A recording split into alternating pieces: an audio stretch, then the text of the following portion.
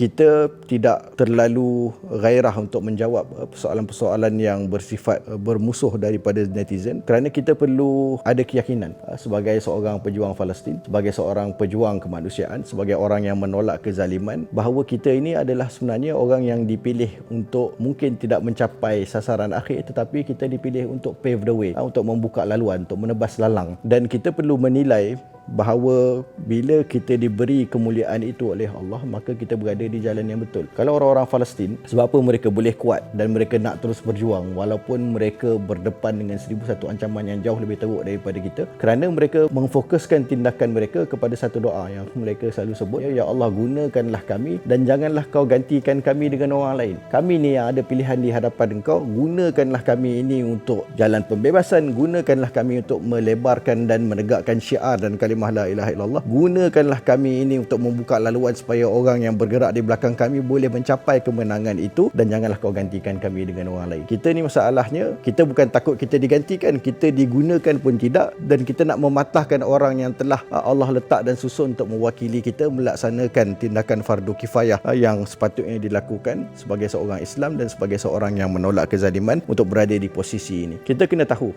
bahawa kejayaan kita tidak diukur semata-mata dengan kita berjaya mencapai objektif ataupun tidak. Kalau kita tengok dalam sejarah, ramai sahabat-sahabat Nabi yang dia berjuang bersama dengan Rasulullah SAW, tetapi dia tak sempat pun melihat Fathu Mekah. Mus'ab bin Umair contohnya, seorang pemuda yang kita tahu dibesarkan dalam kemewahan, seorang yang sangat handsome, semua orang yang boleh pilih dunia, tetapi Allah takdirkan dia mati syahid dalam perang Uhud. Tak sempat pun tengok Fathu Mekah. Tetapi adakah dia berhenti berjuang? Sama ada aku dapat masuk ke Gaza ataupun aku tidak berjuang. Adakah itu pilihan di hadapan mata kita? Tidak. Ada tugas yang Allah dah letakkan. Allah takdirkan kau tak dapat tengok Fathu Mekah, tapi kau mati syahid dalam perang Uhud. Jadi mungkin anak Haikal yang bebaskan Palestin, wallahu a'lam. Mungkin anak Musa yang bebaskan Palestin, wallahu a'lam. Tetapi kalau kita tidak mulakan, kita tunggu je sampai bila, tidak akan ada laluan yang dibuka untuk berlakunya pembebasan itu.